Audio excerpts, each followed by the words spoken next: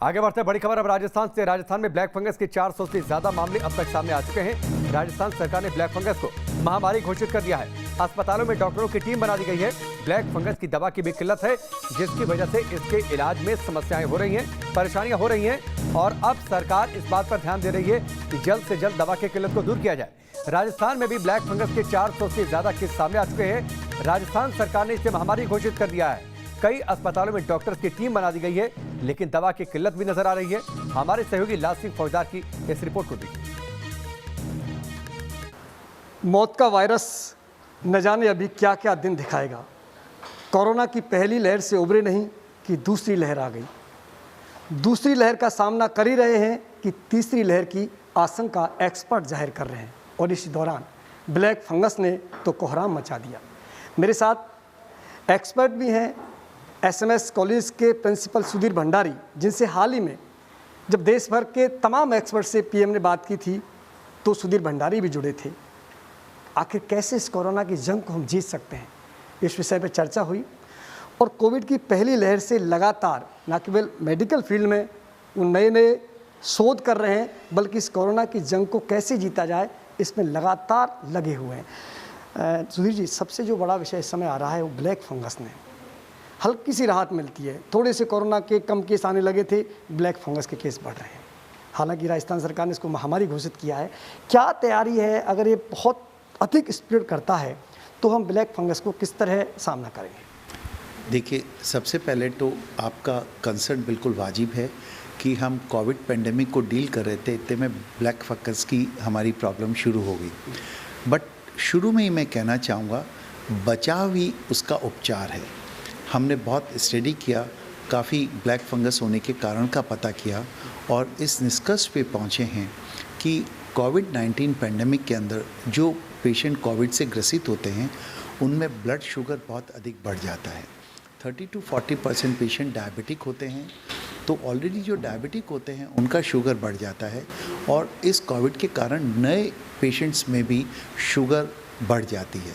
तो uncontrolled diabetes एक इसका वन ऑफ द इम्पॉर्टेंट कारण है, जिससे बॉडी की इम्यूनिटी कम हो जाती है और फंगस ग्रो कर जाता है।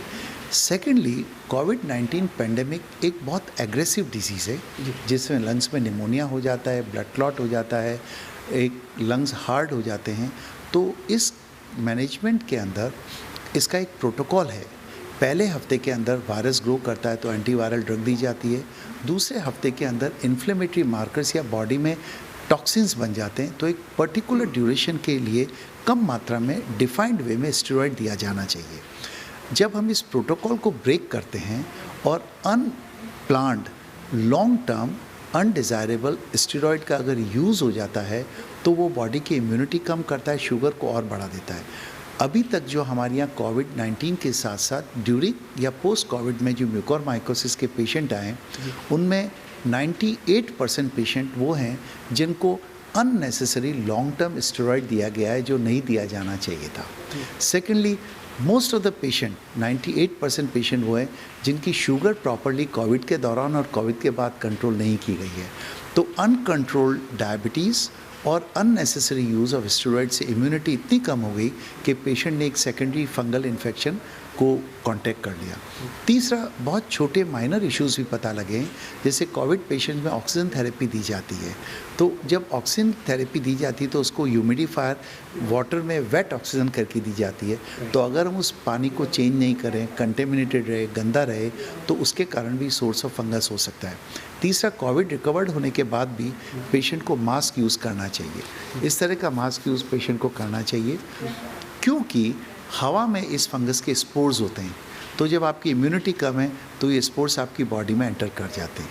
And lastly, diabetes, unnecessary use of steroid, contaminated water के अलावा जो इम्यूनो कम्प्रोमाइज लोग हैं, जैसे जिनको कैंसर है, ऑटो इम्यून डिजीज़ है, जो अननेसेसरी मॉड्यूलेटर की दवाइयाँ ले रहे हैं, उनमें बॉडी इम्यूनिटी कम होने के कारण हमेशा सेकेंडरी फंगल इन्फेक्शन का थोड़ा डर रहता है।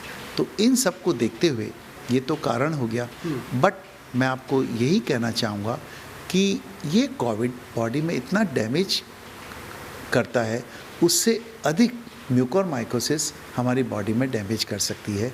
अतः इसको हमको प्रिवेंट करना ट्रीटमेंट से ज़्यादा जरूरी है।